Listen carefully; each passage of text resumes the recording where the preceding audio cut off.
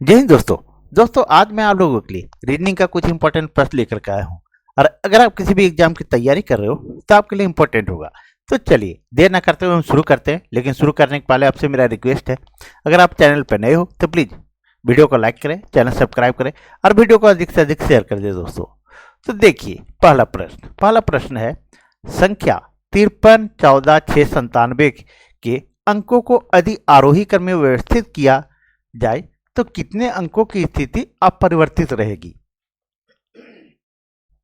तो सिंपल सा प्रश्न दोस्तों। तो देखिए कैसे बनता है सो। यानी इसका कहना है दोस्तों आरोही क्रम यानी असेंडिंग ऑर्डर में। तो आरोही क्रम होता क्या है दोस्तों, सबसे पहले उसको समझिए।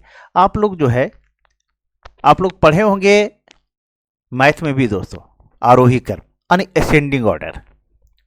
तो इसमें होता क्या है दोस्तों, छोटे से बड़े लिखा जाता है। यानी सबसे छोटा अंक पहले लिखा जाता है, उसके बाद जो है सो बड़ा अंक लिखा जाता है।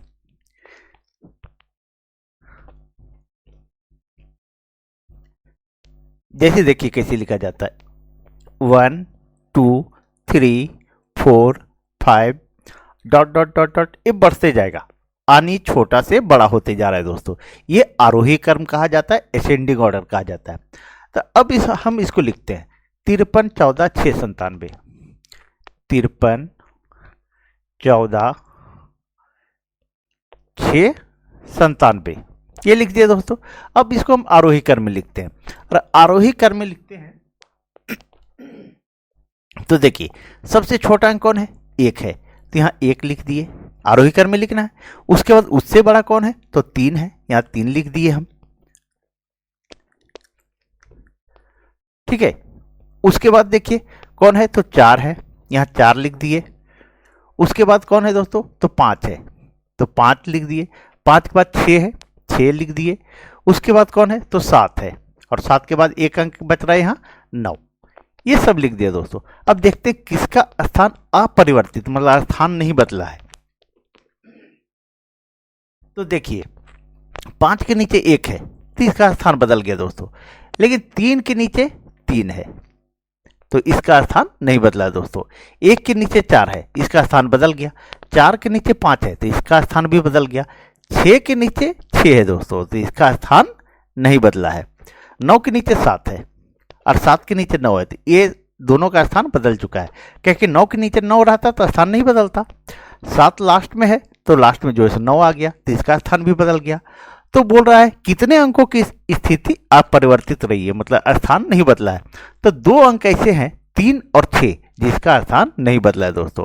तो सही आंसर क्या हो जाएगा, तो 2 हो जाएगा दोस्तों। चलिए आगे बढ़ते हो, नेक्स्ट प्रश्न को देखते हैं।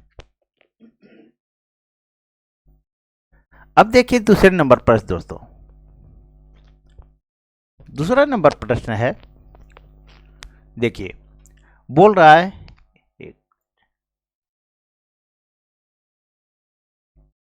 दिए गए प्रश्न में प्रश्न चिन्ह के स्थान पर उपयुक्त अंक को भरे। अब है यहाँ 2 है दोस्तों, यहाँ 4 है और यहाँ 20 है। तो हम क्या करें 2 और 4 को कि 20 आ जाए। फिर है यहाँ 3 है, यहाँ 9 है, 3 और 9 को क्या करें कि 90 आ जाए। फिर यहाँ 1 है, यहाँ 7 है। अब जो सिस्टम जो रूल यहाँ लागू करेंगे इन दोनों में, वही रूल इसमें लागू करेंगे दोस्तों। तीसरे में लागू करेंगे, यानी 1 और 7 को वही करेंगे तो यहाँ पर क्वेश्चन मार्क की जगह आ जाएगा। तो हम क्या करें, 4 दूनी करते हैं तो 8 होता है दोस्तों, 20 नहीं आता। और 8 दूनी करते हैं तो 16 आता है। इस तरह होगा नहीं। तो हम क्या करते हैं, ज़्यादा दिमाग लगाने की जरूरत नहीं है। इस 2 और ये 4 का, ठीक है, 2 का स्क्वायर प्लस 4 का स्क्वायर कर देते हैं। तो कितना आएगा, देखिए 2 दूनी 4 और 4 चौके 16। इसको अगर हम जोड़ते हैं तो ये हमारा 20 आ गया दोस्तों, पहला वाला आ गया। उसी तरह दूसरे वाले को करेंगे, 3 का स्क्वायर फिर जो है सो 9 का स्क्वायर। अगर इसको हम करते हैं तो ये आ जाएगा 9 और ये आ जाएगा 9 9 81। अब दोनों को जोड़ दीजिए तो 90 आ गया दोस्तों। तो देखिए इसमें भी 90 आ गया और इसमें भी 20 आ गया, तो ये मेथड काम कर गया। तो तीसरे का उसी तरह हम करेंगे, वही रूल लागू करेंगे दोस्तों, इसका भी स्क्वायर कर देंगे और इसका भी स्क्वायर कर देंगे, यानी 1 का स्क्वायर किए प्लस 7 का स्क्वायर किए। अब जो है 1 का स्क्वायर 1 आएगा और 7 का स्क्वायर 49 आएगा दोस्तों। अब इसको जोड़ दीजिए, 49 1 50, तो हमारा सही आंसर क्या हो गया दोस्तों, तो 50 हो गया। यहाँ पर क्या आएगा, तो 50 आएगा। ठीक है, तो सही आंसर क्या हो गया, सी नंबर दोस्तों। चलिए आगे बढ़ते हैं और नेक्स्ट प्रश्न को देखते हैं। अब देखिए तीसरे नंबर प्रश्न दोस्तों। तीसरा नंबर प्रश्न बोल रहा है किसी सांकेतिक भाषा में MEAN को 51 23 तथा NOW 9 को 368 लिखा जाता है, तो MOAN को किस प्रकार लिखा जाएगा। अब यहाँ ज़्यादा सोचने की जरूरत नहीं दोस्तों, जब इस तरह का 2 अंक दे और उसका कोड दिया हुआ रहे तो उसी को आप लिख डालिए। ये जो है एक मिनट, ये जो है दोस्तों MEA और N, तो इसका कोड क्या दिया है 51 23। इसके नीचे M का अर्थ है 5, E का अर्थ है 1, A का अर्थ है 2 और N का अर्थ कितना है, तो देखिए यहाँ 3 है। ये लिख दिए दोस्तों। फिर इसको लिखिए NOW, ये लिख दिए। इसको 368, तो ये 3, इसका अर्थ 3 है। O का अर्थ जो है 6 लिखा है, मान लिखा है, और W का मान 8 लिखा है। तो उसी तरह MON का क्या होगा, तो MON,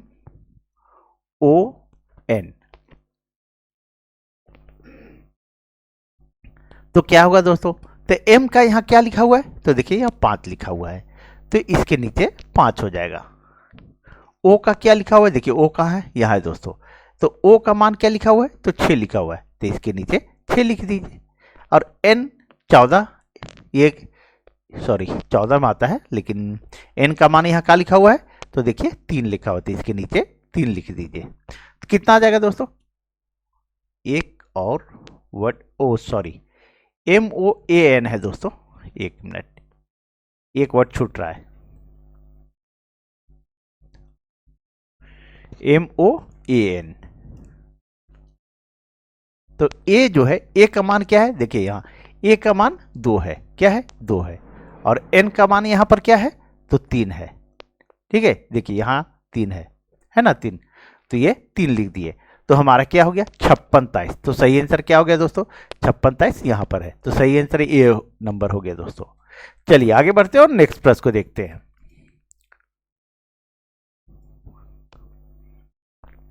अब देखिए चौथे नंबर प्रश्न दोस्तों।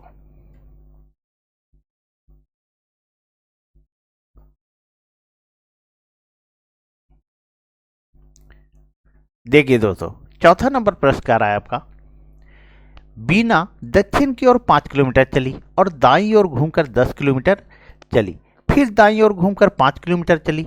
अब बीना प्रारंभिक स्थान से कितनी दूरी पर है। तो हम लोग सभी को जानते हैं कि इस तरह हम जब डायग्राम बनाएंगे, ये उत्तर हो जाएगा, ये दक्षिण हो जाएगा, ये पूरब हो जाएगा और ये पश्चिम हो जाएगा दोस्तों। ये हम लोग सभी को जानते हैं। अब बोल रहा है बीना जो है दक्षिण की ओर 5 किलोमीटर चली। अब यहां से हम इस तरह से बना लेते हैं। अब इसका नीचे दक्षिण होगा, तो ये दक्षिण की ओर यहाँ 5 किलोमीटर चली, कितना 5 किलोमीटर। उसके बाद 5 किलोमीटर चलने के बाद दाईं ओर घूमकर 10 किलोमीटर चली, तो इसका दायां किधर होगा, इधर होगा, ये 10 किलोमीटर चली। उसके बाद फिर बोल रहा है फिर दाईं ओर घूमकर 5 किलोमीटर चली, तो फिर दायां किधर हो जाएगा, तो ऊपर ओर की ओर हो जाएगा, ये 5 किलोमीटर यहाँ चला है। एक मिनट, थोड़ा सा टेढ़ा हो गया, इसका लाइन सीधा करते हैं। देखिए ये जो है फिर यहाँ से दोस्तों ये सीधे 5 किलोमीटर चली, कितना, तो 5 किलोमीटर चली दोस्तों। अब जो पूछ रहा है कि अब बिना प्रारंभिक स्थान से कितनी दूरी पर है, तो देखिए ये दूरी और ये दूरी दोनों सेम है, ठीक है। तो ये जितना दूर नीचे चला उतना ही दूर फिर ऊपर चला गया, चली गई, ठीक है। तो इसकी अब हमको यहाँ से यहाँ की दूरी जानकारी करना है। तो ये जितना दूरी नीचे चली है उतना ही दूरी ऊपर में बराबर चली है, क्योंकि ये दोनों बराबर है। तो ये कितना दूरी चली है, तो 10 किलोमीटर दोस्तों। यही हमारा आंसर हो जाएगा। तो सही आंसर क्या हो जाएगा, तो बी नंबर दोस्तों, क्योंकि यहाँ पर जो है 10 किलोमीटर है तो ऊपर भी कितना होगा, बराबर होगा, यानी 10 किलोमीटर चली है। तो सही आंसर 10 किलोमीटर होगा दोस्तों। चलिए आगे बढ़ते हैं और नेक्स्ट प्रश्न को देखते हैं। अब देखिए 5वां नंबर प्रश्न दोस्तों। 5वां नंबर प्रश्न बोल रहा है, 4 मित्रों में ए, बी, सी तथा डी में सबसे हल्का बी है। सी डी से भारी है लेकिन ए से हल्का है, तो सबसे भारी कौन है। अब इस तरह के प्रश्न में थोड़ा सा डायग्राम बनाने की जरूरत है और थोड़ा सोचने की जरूरत। सबसे देखिए, लेकिन ए क्या बोल रहा है, सबसे हल्का बी है। यहां ध्यान दीजिएगा आप, सबसे हल्का कौन है, तो ए। थोड़ा सा क्लियर करता हूं, उसके बाद देखिए आप, सबसे हल्का बी है। कौन है, तो सबसे हल्का बी। तो सबसे हल्का यहां लिख लीजिए आप, हल्का बी है। कौन है, बी है। फिर बोल रहा है सी डी से भारी है। तो यहां डायग्राम बनाइए। सी जो है, देखिए जब भी ऐसे बनाते हैं तो इधर छोटा होता है और इधर जो होता है सो बड़ा होता है। क्या होता है, बड़ा होता है। तो बोल रहा है सी डी से भारी है। तो सी जो है डी से भारी है, यानी डी, सी जो है डी से बड़ा है, लेकिन ए से हल्का है। कौन, सी। तो सी जो है ए से हल्का है, तो ए बनाइए यहां पर, ए से हल्का है। कौन, तो सी। अब देखिए, तो सबसे बड़ा सी से भी बड़ा ए है, यहां सी है। अब बोल रहा है सबसे भारी कौन है, यही पूछ रहा है आपसे। तो सी से भी बड़ा ए है, तो सबसे पहले ए होगा, उसके बाद कौन होगा, तो सी होगा, और सी के बाद कौन होगा, तो डी होगा, और डी। और सबसे हल्का तो यहां बता ही दिया जा रहा है कि सबसे हल्का बी है। अब पूछ रहा है सबसे भारी कौन है, तो सबसे भारी कौन है, देखिए यहां कौन है, तो ए है दोस्तों। तो सही आंसर क्या हो गया, तो ए हो गया दोस्तों। आंसर ए हो गया, ठीक है। और यहां सही आंसर क्या होगा, तो इसमें देखिए ए यहीं पर है। चलिए आगे बढ़ते हैं और नेक्स्ट प्रश्न को देखते हैं दोस्तों।